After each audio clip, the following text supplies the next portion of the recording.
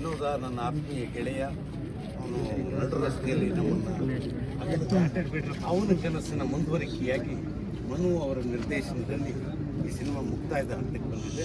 ಇನ್ನು ಕೆಲವೇ ದಿವಸದಲ್ಲಿ ಈ ಸಿನಿಮಾ ಚಿತ್ರೀಕರಣ ಮುಗಿಯುತ್ತೆ.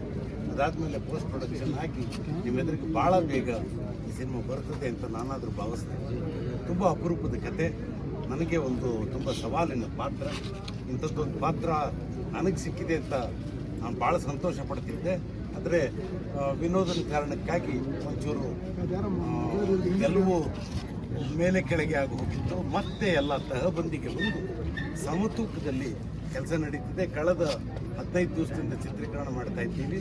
ಇನ್ನೊಂದು 10 ದಿವಸದ ಚಿತ್ರೀಕರಣ ಆದರೆ ಈ ಸಿನಿಮಾದ ಬಹುತೇಕ ಕೆಲಸ ಮುಗಿಯುತ್ತೆ, ಚಿತ್ರೀಕರಣದ ಕೆಲಸ ಮುಗಿಯುತ್ತೆ ಅಂತ ಭಾವಿಸಿದ್ದೀನಿ. ಒಂದು ಅಪರೂಪದ ತಂಡ, ಆ ತಂಡಕ್ಕೆ ಹೊಸದಾಗಿ ಸೇರ್ಕೊಂಡಿದ್ದಾರೆ ಸಪ್ತಮಿಯವರು. ಅದಲ್ಲದೆ ಸತೀಶ ಇದ್ದಾರೆ, ನಮ್ಮ ಗೆಳೆಯ ಗೋಪಾಲೆ ಇದ್ದಾನೆ, ಗುಂಡಣ್ಣ ಅವರಿದ್ದಾರೆ. ಈ ಮನು ಅಂತಹ ಎಡಿಟರಾಗಿ ಕೆಲಸ ಮಾಡ್ತಿದ್ದವರು ನಿರ್ದೇಶಕರಾಗಿ ಬಂದಿದ್ದಾರೆ. ಮತ್ತು ನನ್ನ ಇನ್ನೊಬ್ಬ ಗೆಳೆಯ ನರಹರಿ, ವರ್ಧನ್ ಹರಿ ಈ ಸಿನಿಮಾದ ನಿರ್ಮಾಪಕ.